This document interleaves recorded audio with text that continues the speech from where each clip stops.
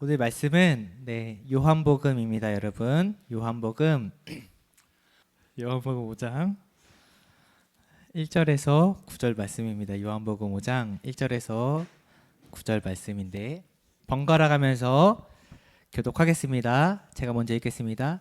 그 후에 유대인의 명절이 되어 예수께서 예루살렘에 올라가시니라. 그 안에 많은 병자, 맹인, 다리 저는 사람, 혈기 마른 사람들이 누워 물의 움직임을 기다리니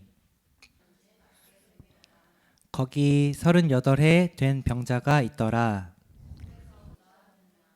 병자가 대답하되 주여, 물이 움직일 때에 나를 못에 넣어주는 사람이 없어 내가 가는 동안에 다른 사람이 먼저 내려가나이다.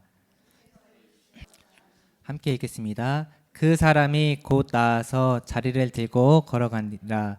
이날은 안식일이니. 아멘. 네, 광고하겠습니다, 여러분. 오늘 함께 드리는 저희 또 귀한 사람들이 있는데 하나님의 은혜가 함께하기를 간절히 기원합니다. 두 번째, 새로운 사람들이 왔는데 주님의 이름으로 환영하고 축복합니다. 오늘 그리고 예배 끝나고 소그룹 잠깐 하고 저녁 식사하러 갈 테니까 좀 참여해 주시면 좋을 것 같아요. 그리고 네 번째는 제가 내일 이제 세상 속의 교회 여기 담임 목사로 이렇게 취임하는 예배를 드려요. 근데 꼭 기억나시면 기도해 주시면 감사할 것 같습니다. 아시겠죠? 알겠습니다. 여러분, 우리 전후좌우 계신 분들과 인사하겠습니다. 사랑하고 축복합니다. 여러분, 한 가지 심리학 연구에 대해서 제가 말씀드리려고 하는데 미국에서 연구한 거예요. 미국에서 연구한 건데 질문을 드려볼 테니까 두 가지 중에 뭘 선호하는지, 두 가지 중에 무엇을 선호하는지 좀 생각해 보면 좋을 것 같아요. 자, 첫 번째 상황은 지금 우리 만약에 5명인데 나를 제외한 모든 사람들, 만약에 4명이겠지. 나를 제외한 모든 사람들이 연봉 6천만 원을 받는 거예요. 그런데 나만 5천만 원을 받는 상황인 거예요. 첫 번째 상황이. 이해했지? 4명은 6천만 원, 나 혼자 5천만 원인 거예요. 첫 번째예요. 두 번째 상황은 나를 제외한 모든 사람들이 연봉 3천만 원을 받는 상황인데 나만 4천만 원을 받는 거예요. 장기적으로 생각해 보면 두 가지 상황 중에 어떤 것이 더 행복할까? 여러분, 첫 번째가 행복할 것 같아요? 두 번째가 행복할 것 같아요? 여러분은 첫 번째를 선호해요? 두 번째를 선호해요? 미국의 연구 결과에 따르면 두 번째를 더 선호한대요. 신기하지 않아요? 되게 그러니까 내가 주변이 3천만 원 받고 내가 4천만 원 걸 받는 걸 더 선호한대요. 무엇을 의미하냐면 이 연구 결과가 사람의 습성이 내가 얼마를 버느냐라는 절대적인 소득보다 내가 남보다 몇십 원을 더 버느냐, 상대적인 소득을 더 중요하게 여긴다는 연구 결과입니다. 우리 손 들었지만 미국의 심리 연구였는데 한국은 어떨까? 대한민국 사회가 가진 여러 가지 특징이 있는데 그중 한 가지를 뽑자면 경쟁이라는 키워드입니다. 경쟁. 어느 나라보다 경쟁이 치열한데 어린 아이에서부터 다 큰 어른에 이르기까지 죽어라 경쟁합니다. 그리고 승리하려고 경쟁해서 발버둥을 치는데 우리나라 사람들이 경쟁에서 승리하면 어떻게 되느냐? 사람들의 박수와 찬양을 받습니다. 근데 반대로 패배하면 실패자로 낙인 찍히기도 하고 스스로가 그 패배감에 사로잡혀 깊은 땅굴을 파고 들어가기도 합니다. 제가 평일에 일하는 곳이 있는데 학교에서 일하는데 평일에 기숙학교예요. 특별하게 기숙학교인데 3년 일하는 시간 동안 애들이 기숙사에서 생활합니다. 고등학교 시절을. 제가 보기에는 특별한 경험 같아요. 되게 특별한 경험. 좋은 친구를 만나면 많은 추억을 쌓을 수 있으니까. 저도 고등학교 친구들이 지금 가장 친한데 만나면 고등학교 이야기만 많이 하는데 3년 일하는 시간 동안 기숙학교에 다니면서 같이 동거동락하면 많은 추억과 우정을 쌓겠죠. 제가 보기에는 학교 다니는 아이들이 참 좋은 시절을 보내는구나 그런 생각이 듭니다. 그런데 어느 날 한 아이가 찾아와서 제게 이렇게 말했습니다. 한 아이가 찾아와서 저한테 이렇게 말했어요. 선생님, 제 선생님이니까 지금 여기 보이는 아이들 서로 엄청 친한 것 같죠? 이렇게 물어보더라고요. 야 대박이야. 되게 친한 것 같아. 부러워 죽겠어. 선생님도 고등학교 기숙사 있는 거 갈 걸. 이렇게 대답했어요. 그 아이가 이어서 말해요. 선생님, 그런데 실제로는 안 그래요. 지금 친한 것 같지만 수능 보고 대학이 결정되면 다 급이 나뉘어요. 이렇게 대답했어요. 대학도 나름대로 성적이라는 급으로 나뉘는데 그 급대로 친구 관계도 다 나뉜다라는 거예요. 그 말을 듣는데 지금 가슴이 짠하더라고요. 그 아이의 말은 지금 겉으로 보면 되게 친한 것 같은데 속으로 보면 친구가 아닌 서로가 서로를 밟고 일어나야 하는 경쟁자라는 의미였습니다. 대한민국 사회에 정말 경쟁 치열합니다. 그리고 요즘에는 한국의 고유한 정의라는 문화도 사라져가는 것 같아요. 남을 밟지 않으면 일어나지 못하는 양육 강식의 세계가 우리나라입니다. 그리고 그 경쟁 사회 안에서 살아가는 것이 지금 저와 여러분입니다.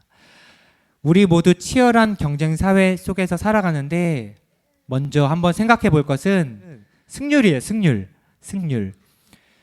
경쟁에서 우리가 승리할 때가 많을까? 패배할 때가 많을까? 생각해 보자는 거예요. 나이가 들수록 느끼는 건데 개인적인 의견이지만 패배할 때가 더 많은 것 같습니다. 경쟁 속에서 낙오될 때가 있고 패배할 때가 많아요. 여러분의 승률도 저는 비슷할 거라고 생각하는데 오늘 본문 말씀이 요한복음 5장 1절에서 9절 말씀인데 우리가 살고 있는 대한민국 사회의 축소판 같은 그런 본문입니다. 치열한 경쟁 사회입니다. 오늘 말씀을 조금 살펴보려고 하는데 본문 1절 말씀이 이렇게 시작합니다. 본문 1절 말씀 우리 한 목소리로 좀 읽어볼까요? 본문 1절 시작.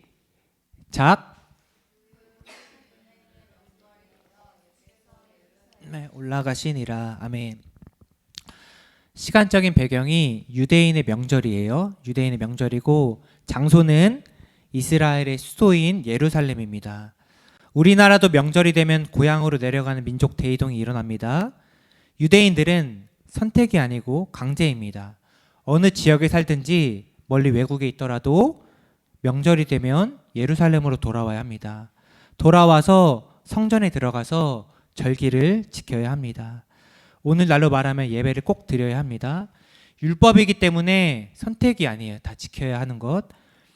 명절을 보내는 예루살렘의 분위기가 어땠을까? 두 가지가 공존합니다. 첫 번째는 절기니까 조금 엄숙해야 돼요. 근데 반대로 시끌벅적한 그런 분위기도 존재합니다. 왜냐하면 오랜만에 고향에 온 사람들이 그동안 떨어져 있던 가족들을 만나는 시간이고 오랫동안 떨어져 있는 친구들도 만나는 시간입니다. 야, 잘 있었냐? 그동안 뭐 했냐? 이런 안부 인사가 가득했습니다. 그동안의 추억들을 공유하면서 즐거웠습니다. 설레고 하하호 웃음소리도 분명 그 예루살렘 성 안에 가득 찼다라는 거죠.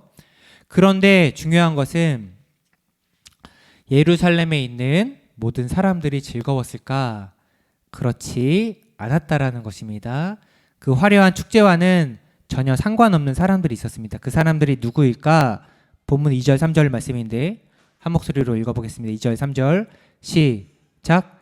예루살렘에 있는 양문 곁에 히브리 말로 베데스다라는 못이 있는데 거기 행각 5이 있고 그 안에 많은 병자, 맹인, 다리 저는 사람, 혈기 많은 사람들이 누워 물의 움직임을 기다리니.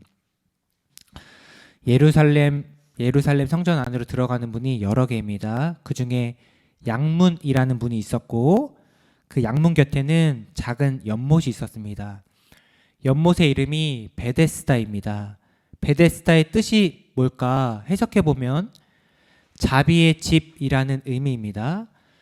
자비의 집이라는 연못에서 지금 수많은 사람들이 있었습니다. 어떤 사람들이냐면 병자, 맹인, 다리 저는 사람, 혈기 마른 사람들입니다. 간단한 질병이 아닙니다. 간단했으면 그 자리에 있지도 않았겠죠. 베데스다에 있는 연못에 있는 사람들은 분명 인간이 할 수 있는 수많은 치료를 해봤지만 당시 우슬로 병을 고치지 못하는 사람들이었습니다. 몸이 망가질 대로 망가졌어요. 몸만 그럴까? 아닙니다. 할 수 있는 모든 방법을 동원해도 낫지 않는 자신의 상황을 보면서 마음도 지쳤습니다. 영혼도 지쳤습니다. 낙심, 좌절, 패배감, 소외감이 그들의 영혼을 지배했습니다. 사람이 할 수 없기 때문에 오직 하나님의 자비만을 바라며 자비의 집인 베데스다 연못에 지금 거주하고 있는 것입니다. 문을 하나만 통과하면 예루살렘 성안이에요. 그리고 지금 그 성전 안은 명절로 떠들썩합니다. 시끌벅적하고 축제가 펼쳐집니다. 하지만 베데스다에 있는 사람들은 그것과는 전혀 상관없었습니다. 축제가 화려하면 할수록 그들이 느끼는 쓸쓸함, 고독함, 외로움, 죄책감은 2배, 3배 가중되었을 것입니다. 질병의 아픔을 가진 수많은 사람들이 왜 하필 베데스다 연못에 살고 있었을까? 그 이유가 무엇일까? 4절에 그 이유가 등장하는데 이렇게 말씀합니다. 이는 천사가 가끔 못에 내려와 물을 움직이게 하는데 움직인 후에 먼저 들어가는 자는 어떤 병에 걸렸든지 낫게 되밀어라 말씀합니다. 연못 안에서 가끔 물이 움직이는 때가 발생한대요. 신기한 것은 물이 움직인 후에 가장 먼저 물이 움직이는 곳으로 들어가는 사람은 어떤 병에 걸렸든지 낫게 된다는 것입니다. 실제로 그런 일이 발생하니까 수많은 사람들이 모여 있었을 것이라 생각합니다. 초자연적인 현상이든지 정말 천사가 물을 움직이게 하는지 그 힘이든지 아마 진짜로 발생한 일이기 때문에 수많은 사람들이 거기 있었을 것입니다. 수백 개의 소망 없는 눈동자가 한 곳을 바라보고 있습니다. 물이 언제 움직일까? 이 현상 하나만을 기다리고 있습니다. 티오가 많았으면 좋았을 텐데 아쉽게도 딱 한 사람에게만 허락된 축복입니다. 그 말도 안 되는 자비를 누리기 위해서 수많은 병자들이 베데스다 연못에 있는 것입니다. 자, 이제 좀 상상을 해보셔야 되는데 평소에 병자들이 어떤 모습으로 지냈을까 상상해 보는 것입니다. 아마 친구처럼 지냈을 것입니다. 왜냐하면 동병상련이라는 말처럼 처지가 비슷한 사람들끼리 모였기 때문에 아마 서로를 잘 이해하면서 지냈을 것입니다. 때로는 서로의 병에 대해서 안부를 묻고 위로하기도 하고 때로는 친구처럼 힘든 마음을 나누며 의지하면서 지냈을 것입니다. 누군가 병이 낫는 모습을 보며 야, 우리도 꼭 저렇게 되자 아마 다짐도 했을 것입니다. 근데 그런 평화로운 그들의 일상에 한 사건이 발생합니다. 무엇이냐면 고요한 그 연못에 갑자기 천사가 물을 움직이는 때가 발생한 것입니다. 상상해 봐야 돼요, 여러분. 어떻게 됐을까? 잔잔하게 유지해 오던 그들의 평화로움이 순식간에 깨져버립니다. 너나 할 것 없이 물불 가리지 않고 그 물이 움직이는 곳으로 뛰어갔을 것입니다. 장관입니다, 장관. 평소 위로해주던 친구, 동료가 눈에 들어왔을까? 가족처럼 서로를 의지하고 위로해주던 수많은 사람들이 눈 깜짝할 사이에 아마 사라졌을 것입니다. 가장 처지가 딱하고 질병이 심한 사람부터 들어가면 되게 좋을 것 같은데 이런 상식선이 존재하지 않습니다. 기준, 동정심, 애통하는 마음 전혀 없습니다. 물이 요동치는 순간 사람들의 마음에 요동치게 된 것이 무엇이냐면 경쟁의식입니다. 다른 사람을 철저히 밟고 일어나지 않으면 성공하지 못하는 경쟁이 시작됩니다. 첫 번째로 들어가기 위해서 모든 방법을 동원할 것입니다. 양육 강식의 세계, 아비규환의 세상이 물이 움직이는 순간 시작된다는 거죠. 그곳에 오늘 말씀의 주인공인 38년 된 병자 한 사람이 있었습니다. 말씀을 보면 누워 있다라고 표현했습니다. 아마 거동이 불편한 사람입니다. 물이 움직이면 엄청 빨리 뛰어가야 되잖아요. 엄청 빨리 뛰어가서 그 물이 움직이는 곳에 퐁당 들어가야 되는데 아이러니하게도 거동이 불편하여서 평생 누워만 있던 사람이 그곳에 있었습니다. 몇 년이나 그 연못에 있었는지는 모르겠지만 이 사람은 그곳에서 그동안 물이 움직이는 것을 꾸준히 봤을 것입니다. 물이 움직인다. 물이 움직임을 보고 이 병자는 어떻게 했을까? 아마 자신이 할 수 있는 모든 힘을 다해서 기어갔을 것입니다. 젖먹던 힘까지 짜내서 물을 향해서 기어갔을 것입니다. 그러나 그가 마주한 현실이 어땠을까? 참담합니다. 물이 움직임과 동시에 수많은 사람들이 필사적으로 뛰어갑니다. 이 병자는 기어가요. 당연히 걸리적거렸겠죠, 여러분. 평소 자신을 위로해 주던 사람들, 다음에는 꼭 도와주겠다고 했던 사람들이 기어가고 있는 자신을 장애물 취급하며 오히려 등을 밟고 지나갔을 것입니다. 땅에 누워서 기어가는 그 사람의 눈에 비친 모습이 뭐냐면 자신의 몸을 밟고 지나가는 수많은 사람들의 발자국만이 아마 그의 눈에 비쳤을 것입니다. 평소에는 친구처럼 잘 지내고 가족처럼 함께합니다. 그러나 알고 보면 남을 밟고 일어서지 않으면 생존할 수 없는 치열한 경쟁 사회입니다. 누워있는 병자가 오랜 시간 동안 그 자리에 있었는데 그 속에서 그는 무엇을 느꼈을까? 절망, 패배감, 소외감입니다. 하나님의 자비를 바라고 자비의 집에 왔지만 정작 그곳에는 자비가 없었습니다. 상대적인 절망감만이 존재할 뿐이었습니다. 예수님께서 오늘 이 베데스다에 오십니다. 자비의 집이지만 자비가 없는 곳에 오셔서 38년 된 병자를 만나 주십니다. 정말 중요한 대화가 시작되는데 본문 6절, 7절 말씀인데 참 중요합니다. 한번 6절, 7절 함께 읽어보겠습니다. 시작.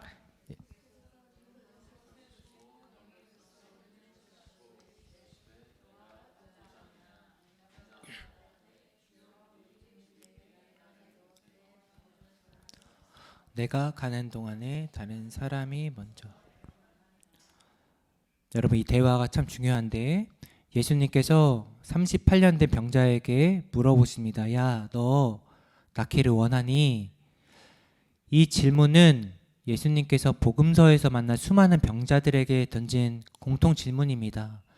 보통 다른 병자들은 이렇게 대답해요. 예수님, 예수님이라면 나를 낫게 해주실 수 있습니다. 그럼 예수님께서 대답하시죠. 야, 내 믿음이 너를 구원했다. 이게 보통입니다. 보통. 그런데 야, 너 낫기를 원하니? 이 사람의 대답이 무엇이었냐면 나를 못에 넣어주는 사람이 없습니다. 그래서 내가 가는 동안에 다른 사람이 먼저 내려갑니다. 이것이 그의 대답이었습니다. 오랜 시간 동안 그 자리에 있었는데 그 사람이 이 대답을 통해 느낄 수 있는 것은 이 사람은 더 이상 구원에 대한 소망이 없는 것입니다. 남아있는 감정이라곤 패배감밖에 없다라는 것입니다. 오늘을 살아가는 우리에게 적용해 봐야 하는 부분인데 저희 모두 치열한 경쟁 사회 속에서 살아갑니다. 한국 심하잖아요. 한국은 더. 그 안에서 때로는 패배감을 느끼고 절망감에 빠집니다. 38년 된 병자처럼 내 능력으로는 안 되는구나. 아무것도 할 수 없구나. 무엇을 해도 안 되는구나. 허무함, 공허함도 느낍니다.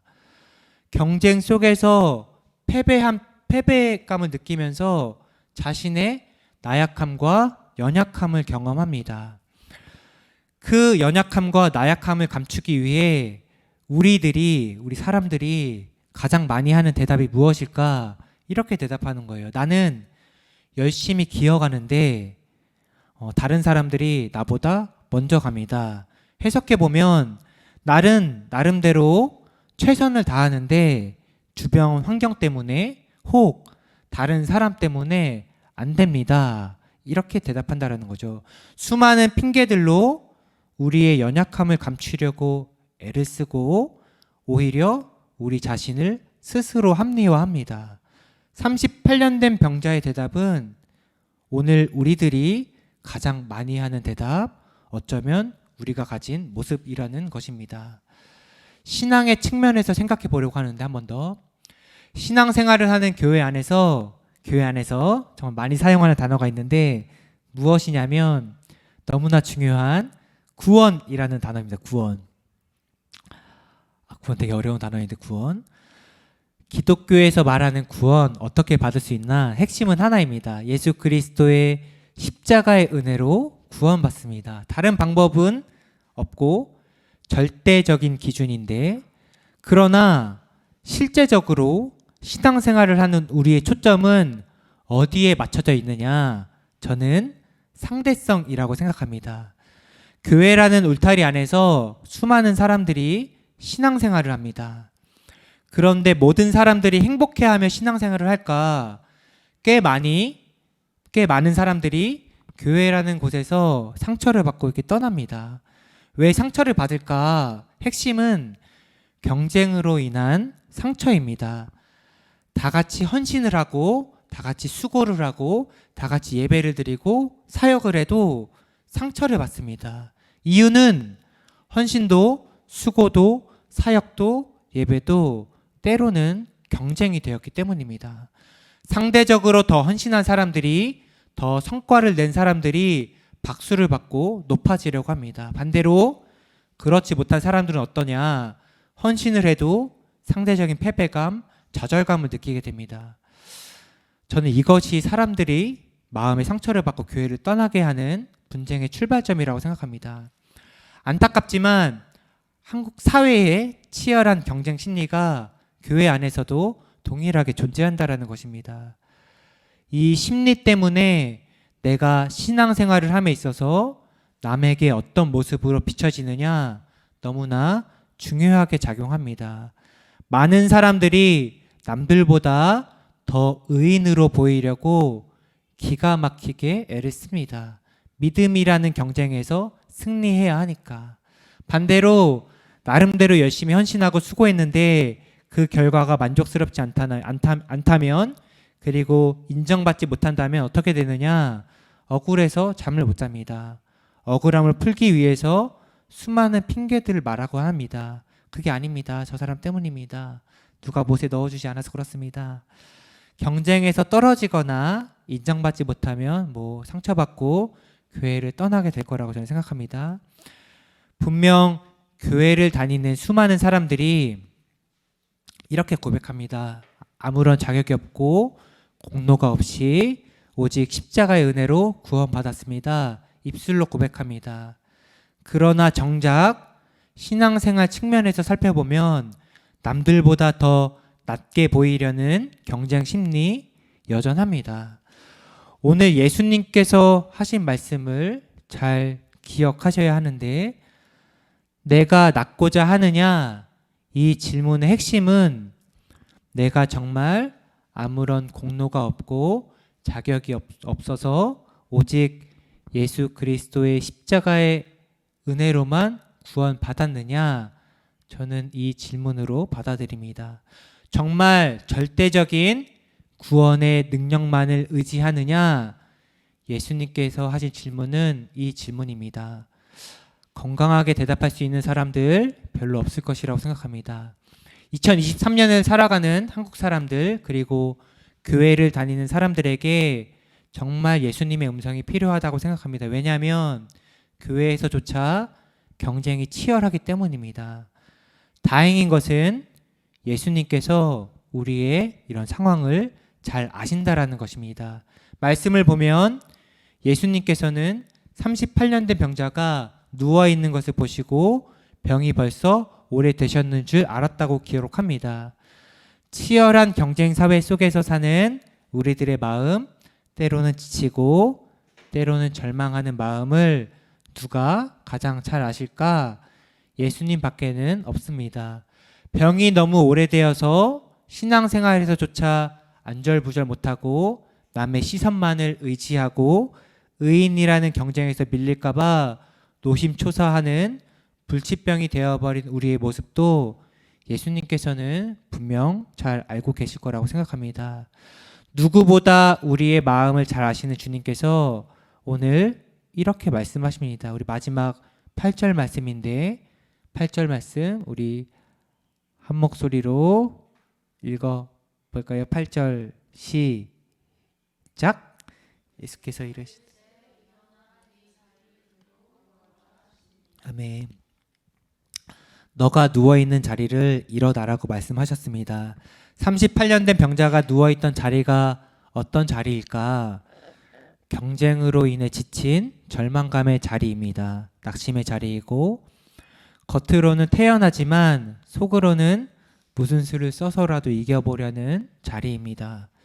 삶이 너무나 치열해서 각박한 삶을 살고 있는 삶의 자리이기도 하고 분명 우리가 열심히 살지만 최선을 다하지만 보람보다는 가끔 우리 가슴에 찾아오는 허탈감이 머무는 자리이기도 합니다. 예수 그리스도께서 오늘 저희에게 다시 한번 말씀하십니다. 야, 너희들 그 자리에서 일어나입니다. 세상이 말하는 상대적으로 나은 자리가 아니고 절대적인 은혜의 자리로 나오라는 부르심입니다. 다시 한번 말씀드리는데 사람은 구원받을 만한 아무런 공로가 없고 자격이 없습니다. 누군가 대신 해 주어야 할 존재입니다. 오직 십자가의 은혜로 구원받아야 할 자들이고 우리는 구원받은 사람들이기도 합니다. 내가 무엇인가를 열심히 해서 경쟁에서 승리하려고 애쓰지 않았으면 좋겠습니다. 이것저것 했는데 경쟁에 밀려서 억울함에 자기 합리화하는 것도 하지 않으셨으면 좋겠습니다. 치열한 경쟁 사회 속에서 살면서 느끼는 여러 가지 감정의 소리를 꺼버리고 지금 한 가지 음성에 우리가 귀 기울여야 합니다. 예수님의 말씀입니다. 내가 낳고자 하느냐입니다. 설교를 좀 마무리하려고 하는데 사랑하는 우리 세상 속의 교회 성도 여러분은 경쟁의 자리에서 일어나셔서 내가 낳고자 하느냐 이 질문에 우리의 신앙을 조금 비춰보셨으면 좋겠습니다. 정말 오직 은혜여야만 하고 오직 예수님의 공로만 빛나야 합니다. 상대적인 무엇이 아니고 절대적인 예수님의 부르심입니다. 우리의 모든 것을 아시는 주님께서 여러분의 심령 안에 다시 한번 질문하십니다. 내가 낳고자 하느냐? 네, 주님, 그렇습니다. 아멘으로 대답하는 저희 모두가 되기를 간절히 소망합니다. 기도하겠습니다. 네, 사랑이 많으신 하나님 감사합니다. 저희들 나름대로 치열한 경쟁 사회 속에서 하루하루 살아갑니다. 때로는 좀 패배감을 느낄 때도 있고 절망감을 느낄 때도 있습니다. 그래서 남을 더 의식하며 살아가는 저희들의 삶의 모습도 있습니다. 오늘 주님께서 저희에게 말씀하셨습니다. 내가 정말 낳고자 하느냐? 저희들 예수 그리스도의 십자가의 은혜만을 찾고 구하고 따라갈 수 있는 믿음 될 수 있도록 주님 인도하여 주시고 우리의 삶의 자리가 고난의 자리라면 그 자리에서 일어나게 하시고 낙담함의 자리라면 그 자리에서 일어나서 주님 따르는 저희들 될 수 있도록 인도하여 주시옵소서. 감사드리며 예수님의 이름으로 기도드렸습니다. 아멘. 이제는 우리 주 예수 그리스도의 십자가의 은혜와 그 아들을 보내신 하나님의 크신 사랑과 지금까지 저희의 삶을 인도하신 성령님의 인도하심이 예배를 드리고 삶의 자리로 돌아가는 저희 세상 속의 교회 모든 성도들 머리 위에 이제로부터 영원까지 함께 하시기를 간절히 축원하옵나이다. 아멘.